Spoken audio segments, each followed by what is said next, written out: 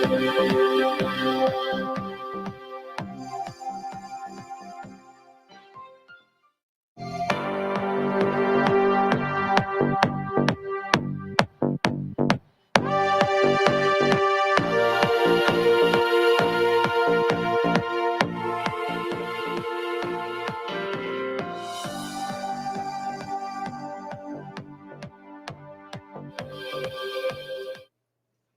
right, hello everyone. Wave meteorologist Brian Good alongside here with Chief Meteorologist Kevin Harnett. This is live right now at the Twin Stages at the Highland Festival grounds for Louder Than Life, which has been a big topic as of late with the delays that keep building and the cancellations because of the high wind and rain. You're watching special coverage right now of the remnants of Helene moving our way. Hello, Kevin Harnett. Hello, Brian Good. And what a day it's been. What a night it's been. I mean, folks to the south are waking up at, looking at the damage from the unbelievable surge of water that's gone all across the western coast and the panhandle of Florida, lifting up and quickly becoming a tropical storm into Georgia and now working into our area. You mentioned the stages there of Louder Than Life. Notice they've opened the back ends of those up so that wind will flow through instead of catching it, because our winds have been picking up over the last couple of hours as well. Some gust here high as the mid 40 mile per hour range, whereas others have been upwards of 60 plus miles per hour. Yeah, I'm going to show you a list of what we got, at least so far here in just a second. As always, you guys can comment and ask questions, of course, on our streaming side or the social media side. The streaming side, whether it's the app or Roku or Apple TV, unfortunately, you won't be able to see that option. But you can go to the social pages, open up a double window if you need to. And as I always say on the blog, you guys, if you see someone ask a question, you're able to answer it, help each other out, especially if it's a very easy one that we can all pull together. We're all one big team here. Helping each other out. We have our team assembled over here on the news set as well, trying to get lots of video. Let me run down real quick where we stand on the wind, and then we'll get to some of the reports that we're getting as of last check here. All right. First off. And lots of power. I see some of the comments coming in. Lots of power outages. Lots of power outages coming in. You're right. And that's been a big issue today. Even with 40 mile per hour winds, we've run into problems. All right. Officially all international. And we don't really see this number change unless it really hits a certain threshold. So usually it's just the top of the hour number. So we got to keep in mind that 32 at Ali is a little fluctuating, but we'll monitor that. Same at Bowman, which we hit 39 at the top of the hour. Other gauges, not all of them can do gust. So that's why you see some numbers are really low, a little misleading there. We'll point out the ones we know are legit numbers here. Look at Lexington, 58 miles per hour, 44 as you get into the capital. And Kevin, I jump in because yesterday we mentioned that high wind warning could get extended a little bit farther to the north, and that belt of wind would come across Lexington up toward the Frankfurt area, and perhaps even in parts of southern Indiana. And boy, that's what we've seen so far. And by no means are the strong winds over. And it could even wrap, which is weird, all the way around us and head into southern Illinois by this evening. Very weird setup. Let me get to these gusts real quick, Kevin. Lexington still takes the top spot in the Commonwealth, 64 miles per hour. You normally start getting damage. Officially, the threshold for severe is when you get to 58. But in this scenario with a wet ground, 45, 48 is where we're seeing wind damage that has been taking place. So 64, I'm willing to bet Lexington's got some issues going on. Eminence, Kentucky, 52. There's Munfordville coming in at 47. And so far, Ali, 43 miles per hour. And that's doable. We can handle winds in the 40s, but you start to push into the 50s and 60 mile per hour range, we're going to see obviously more and more problems with the higher those wind speeds go. Again, many of your comments coming in saying, hey, we've been without power. We're without power, looking for sump pumps. Listen, I woke up this morning with a roof leak, and it's been a day across the area. That driving rain doesn't always come from the same direction when you have a tropical system moving in, because it's looping around that area of low pressure. So not only do we have the driving wind, but it's pushing the rain into some areas that it typically doesn't. So see some of the folks chiming in. 40 plus mile per hour winds over just across the river in French Lick. That's from Aaron. You'll notice some of the others saying super windy. This is Sabrina. From our YouTube channel saying trees are bending and a house shook a couple of times. Many folks without power. And Maria is just one of those over in Shelby County. I suppose we'll have scattered power outages in all of the counties that we serve. I was on the phone just a few minutes ago with my parents down in Bardstown, and they were talking about the power flickering there. Yeah, it's very windy, and they have had trees down nearby, but, at least the power is on for now, but it has been coming on and off. So it depends where you are. There are going to be pockets of where we find these power outages. We can show you what that map looks like. Brian, some places, obviously over toward Lexington, going to be hit a little harder than we've been simply because of those stronger winds. Now, see, I know at one point during the noon show, we were over 100,000 for the state of Kentucky, which is remarkable given this is a landfalling, weakening hurricane, and still able to produce over 100,000 in the gas. So you could see our outages. You could see Frankfort coming in, Franklin County, roughly about 30% of the county there that is without power. The numbers as far as the customers they've got there, 2,097 customers right now without power. Quick update into Louisville at the moment, 6,000. That's a decent number. It's not to the point as a comparison when we had that Saturday morning. Ryan Hoke and I were talking about that from Memorial Day weekend. That Saturday, Ryan and Tawana, I remember, were on. We had that huge surge of wind that came in from the south. That pushed us to about 90,000 or so customers without power with that event. So 6,000 doesn't compare to that. So these are scattered outages overall that we're talking about in the city, but that could be easily changing still as we're still watching these stronger wind gusts. You get into Washington County, Kentucky, right now 11% of your base is without power. And we'll get into, there's right now into Breckinridge County, about 178. And the last spot real quick here, Grayson, nearly 2,000. A lot of people are asking about the wind. Will it continue to pick up from here? What does it look like in terms of wind here in Louisville? Some folks, again, when is the peak wind here? So we've got a number of people asking that question. I don't think we've hit our peak just yet. No, I don't think so either. And here is why that's a very complex. I'm trying to be as simple as I can on how that will play out. When you look at the radar, you're looking at rainfall intensity right now. And you can see you got very heavy rain in the pockets where you get the yellow. We've had that surge into Louisville. Every time we've seen the moderate to heavy rainfall move in, you get those pockets of yellow move through, we've surged up. Every location has.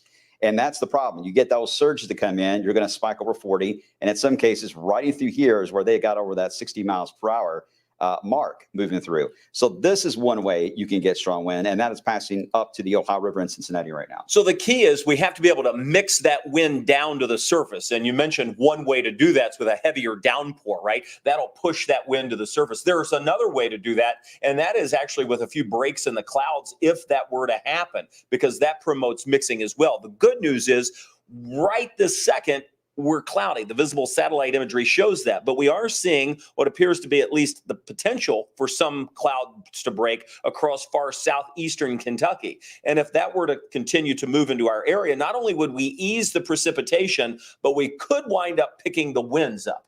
Exactly. And that is the second way, which is the main way we were kind of worried about that we could get some strong winds later on. This is wild here. I want to point this out. You're looking at the clouds and the radar here, but these are all, let me get rid of the radar and for a second. These are all not only flood warnings, but flood emergencies that are happening across the Appalachians, which is remarkable. Atlanta, Georgia went under one for the first time that they have there. But look at the wind from Helene as it ramps up over into the mountains. It pushes all that moisture right into the I-40 corridor, a very tough terrain anyway on a sunny day. Try to get through there in this mess. Good luck.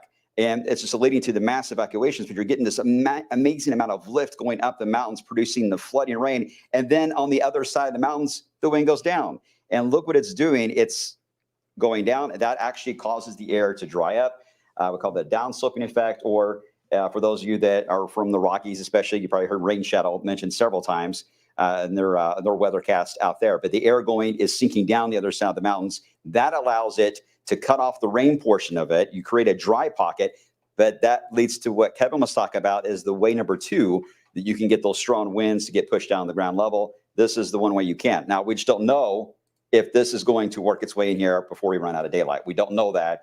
And that's the question we've got, especially for those of you east of 65 as we head into this afternoon. Here's the wind on the radar beam. Now, this is looking at it aloft. All right, you got to keep that in mind. It's not the ground level, but it really does tell the story of how that wind can be tapped into and pushed down to the ground level. And you see that surge right now, some of the strongest we have, moving out of Fayette County, moving toward the capital, and eventually toward us like Carroll, maybe Grant County. Yeah, and lining up with where we have the greatest number of power outages, too. We also have a few traffic problems coming in.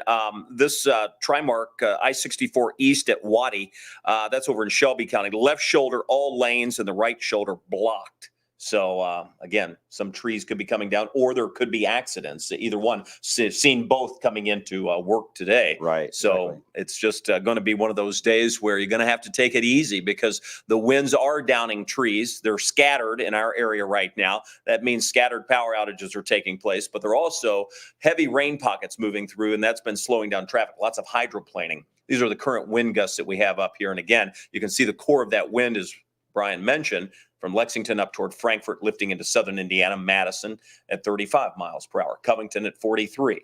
Yeah, and what is really odd about this whole scenario that we've talked about with Helene, as it moves across from southeast Kentucky, it's going to be moving backwards as we head into this evening. So here's the center of it, roughly here, not far from Buc-ee's in southeast Kentucky. You've been there? Have you been to a Buc-ee's? Oh, yeah, I went to this one. Oh, actually. really? Yeah, Not been. On my way to Charleston.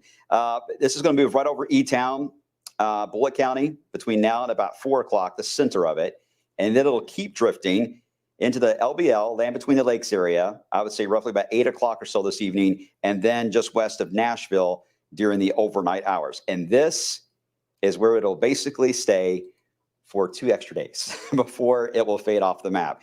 But as it makes that turn right across southern areas of wave country, the strongest of the wind is going to wrap around on its northern side all the way into the Cincinnati area, as it is doing now, back into Indiana, and perhaps even Illinois could get stronger winds in, say, our southern counties will. So that's something we'll be watching as these winds wrap around, as the remnants here of Helene, which is about to become a depression, and it continues to fade off the map, but we'll still deal with the rain at least for a while longer as it moves on by. Wind is still strong there in E-Town. Thank you. I appreciate that from Luna. You know what? I'm going to get the camera up in that area, Kevin, and we'll see what's going on there. Perfect. And, you know, you were mentioning that storm moving in the opposite direction. I think that is so incredibly rare.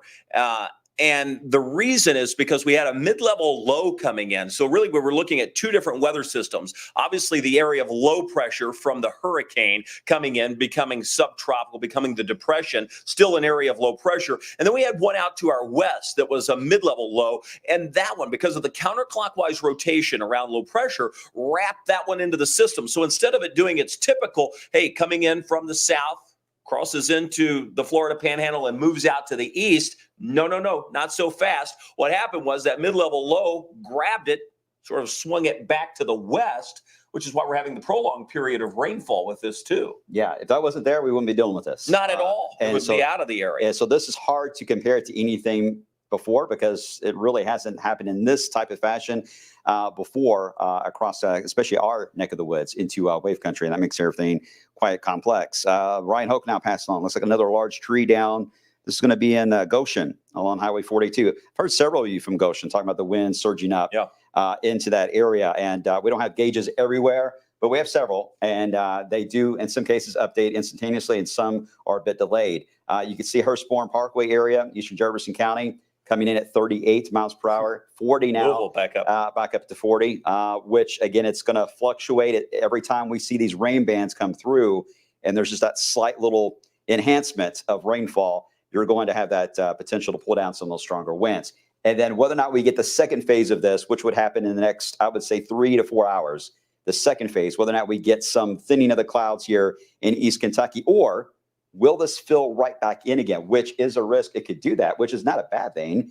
That would taper down our wind. The winds down a little. But it could try to fill in. It's possible, but right now, there's no doubt the I-75 corridor is going to get the worst of this up to Cincinnati. They're going to have much more of a stronger wind field because they are just in a position the way Helene is tracking of time of day. They're going to get some of those stronger wind gusts. But some in wave country, we're going to be right on the edge of this. And can't rule out some of these stronger wind gusts. Well, we do have some problems coming in with these wind gusts. You see, Matthew, I mentioned the crash over on 64 at the Waddy exit. Let's bring in Ward Jollis. He's our breaking news reporter. Ward, jump in here with us. We'll punch up Ward one of the cameras here. We're kind of just, We're winging it all today. squeezing in Yeah, yeah. right here. We're all standing on a box over here. Do I need to be taller? No. Well, that's a whole other issue. To work on this. Ward, let's jump in. First of all, we mentioned this accident on 64. How bad is it? Where is it? And was it a tree or just an accident? Do we know what caused it? So this is a little tricky because we don't have any traffic cameras in this area. It's just outside of the metro over in Shelby County off of the Waddy exit, as you mentioned. They're estimating this is going to last about 4 hours, actually. So pretty bad. Trimark recently listed this as a one-vehicle crash. We aren't exactly sure what caused this or if there are more vehicles involved. It's very preliminary. It happened just a few minutes ago. Yeah, and hydroplaning is a real deal. So it could have been just one car, spun out and caused some problems. Yeah, and this is also an area that's seeing a lot of power outages right now as well. It's a little bit more east. That's where most of the power outages are centered right now. In fact, I just checked a few minutes ago. We're up to almost 100,000 now in Kentucky. They're widespread throughout Louisville right now. No matter where you are, you may be losing power. Lexington, though, is being hit the worst, it seems like, at this point. The majority of all of the power outages in Kentucky are centered around the Lexington area. I'm not sure if you guys have been seeing higher winds. Yeah, for sure. They're the highest in the state so far. So that makes sense. So we're seeing that right now. There's well over 10,000 outages in that area alone. There is no state of emergency at this point. I do want to mention that a lot of states around us have states of emergency. The reason Governor Beshear says we are not in that right now is just we have not reached that level, is the way he has said it. But he did say that there are resources on standby in case a state of emergency is needed later. So maybe if it's one of these situations where there's a lot of cleanup or something, there could be resources diverted to that. That's what he said. I did get an update about just within the last hour or so on Louder Than Life. As of right now, it is still on. And there are people, as I'm sure you guys have seen, still there camping out through the rain. They're pretty dedicated. They want to stick around. They're Slayer fans. Slayer's on tonight. That's a big deal. Exactly. But they're brave. But I will say that something they mentioned is that festival organizers are encouraging people, if they are at home right now or off the grounds, to stay there and wait for their update. They anticipate that update's going to come at some point this afternoon. So as of right now, there's no music, but this is still a kind of sit by and wait situation, though. And then the last thing I wanted to mention before I head out of here, Trinity St. X game. I don't know if you've mentioned this or not. It has been delayed until tomorrow at 5:30. And one thing that we've been hearing a lot of is that it is going to be at St. X. It will not be at L&N Stadium. So one little thing. Yeah, well, that's a big thing because a lot of people look forward to that game being held in the big stadium. So being held at St. X is going to be a little bit of change of plans, but there you see Louder Than Life. How many people do you count out there? I know, right? Not many. They're holding on, though, All right. Well, thanks, you guys. I got to head out. There's more breaking news going on, so I got to go. Well, come back in and let the folks know when you get a new update. Appreciate it, Ward. Thank you. All right. And we have some video of damage that's been coming in from across the area, too.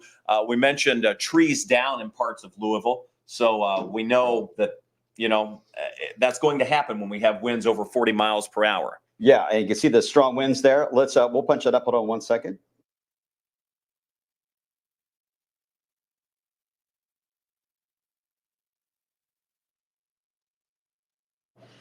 Okay, so you see that live feed there of the storms moving in. Let me try to get the camera readjusted here.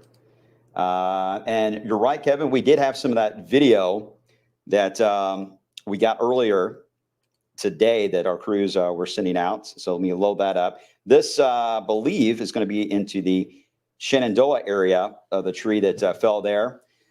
We had reports right around Westport Road, trees that were knocked down, but you can see that that's a relatively large limb that broke off the main tree there, blocking the roadway.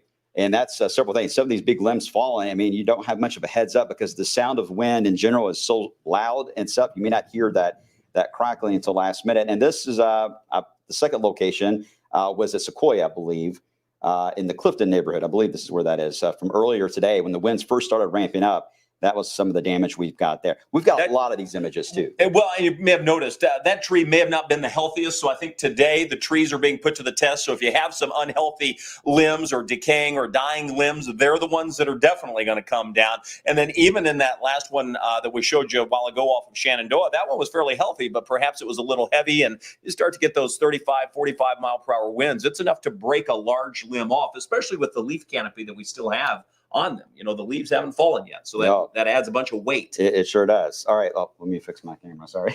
We're on the fly here, guys. We're on the fly, and it's my fault because I'm short. So that's Well, I don't know if that's your fault or your parents' fault. well, gravity. Gravity, yeah. Probably yes. gravity. I'm going to be a puddle by the time it's over. Is the thing, it's like, what happened to him? Oh, gravity. Yeah. Oh boy. All right, let's get some of your. Let's see where you're at on comments here. Let's see. No power in Lawrenceburg. All right, thank you. Going to appreciate that. Let's see. Jeff says those trees weren't healthy. Yeah, he pointed out exactly what you saw there, Kevin. And neither am I don't think, I'm like over here having a Hershey's with almond for lunch. Tree down, South Galt. Okay. Electrical lines too. Yeah. That's a bad thing too. And I don't know if it's true. I mean, we're not here to pass along rumors, but I was reading that there was a number of cars that have had trees crash on them. One was down in Bardstown that I heard this, and then another one here in Louisville. So it's just that time where you have to be careful. Yeah, we absolutely. saw that in the last big we storm did in St. Matthews. The tree fell right on that truck, right? Oh, yeah. In the point of rush hour there. So let's run through these winds again because these do change. And several, especially Kentucky mesonet sites, whenever those do get adjusted. So we got that 40 in Louisville. There's Frankfurt just changing. Went down. That's a good way to go, right? It went to 38 instead of a higher number. So we'll take that. Lexington, though, Lexington has been at, I would say, 58 to 64 miles per hour since about 11:30 today. That has been the case for some of those stronger winds that have been found into Fayette County, leading to a lot of those power outages. All right, I saw one of your comments about any tornado threat coming our way this afternoon. We're actually not as concerned about that as what it could have been, and it really just is one of those stamps you got to do when you have a spin like this or landfalling tropical system, especially. But you're on the eastern side of it, which we will be this afternoon. That's when you got to watch for any chance to get any type of small, even heavy shower can begin to rotate. So how tall they get is important, and they need heating to get to that level. And right now, there's just no sign of that. So I think the tornado threat, it was already low to begin with. I think it's even lower now. So that's good. And that's several folks were asking just that. I was looking through some of the comments here. So yes.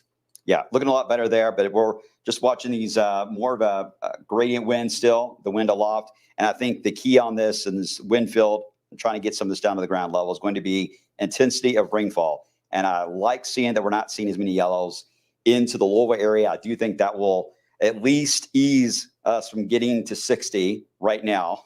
I'm hoping that will hold, but it's up there, and we're going to stay at nearly 40 or so for a while here. And that is tropical storm force level, by the way. And as we stay at that level and at times have a few surges, that's where you're going to get your few trees that could get knocked down or even a couple of power outages. Sure. Yeah. Oh. Are you? Yep. Go ahead. Pop out. All right. Kevin's going to go for a second. Let's get back over to the SkyTrack camera. We'll start there, actually. We'll go into the SkyTrack and show you again where we've got the setup of those wind gusts, again, at 40 miles per hour coming in right now into Louisville. Look at that. That's those twin stages we've been tracking. Whew. Nasty, nasty, nasty. And I really hope even those people that are in that parking lot are seeking shelter. Now, then this is, again, a little elevated off the ground, but you certainly see those very strong winds kind of shaking the camera. This is near one of the rides there at Kentucky Kingdom. So it's off the ground, but not as high as, say, a building in downtown Louisville. So it's still causing quite the punch as these winds continue to ramp up over that 40 miles per hour surge at times here in the area. Let me show you the metro again. This is going to be that wind gust that is coming in there at about 40 miles per hour, Kevin. All right. We're going to call an audible here. Brian, we've got some breaking news that's taking place. And Myra and Sari is going to deliver that from the studio coming up here in just a few minutes. And I've asked them to go ahead and do the weather update that you typically do at 150 from the studio as well. So let's wind down this live update, knowing that we're going to come back on in just about 10 minutes. But we've got to get back in the studio. The breaking news is unweather related, by the way. And I'm not even sure what the details of it are, or I'd pass it along right now, but they're trying to gather that information. And it has something to do with JCPS. I did pick that up, but we'll figure that out coming up in just a few minutes. But what you have to realize if you're watching at home, we are in a different studio here, and we can't tie both of them up for the afternoon cut-in that's going to happen at 1:50 when we bump into NBC News Daily. So yeah, we will say stay tuned. We're obviously watching the weather. Our whole team is here. We'll have a weather update in that report coming up at 1:50. But instead of being from this room as it typically is, it'll be from the main studio. Yeah, and if we see any surges are going to get up there to damaging levels again in that 2 o'clock hour, we'll jump back on. Otherwise, I will see you guys on Wave News at 3 o'clock, which we have a lot to cover this afternoon. Obviously, with new breaking news coming in and the weather, it's an active Friday, guys. All right, stay tuned. We'll keep you updated. We'll be back again with a special report coming up on the TV side and even streaming, I believe, as well. In about less than 10 minutes. All right, guys. Thanks for watching. Appreciate you. Stay safe.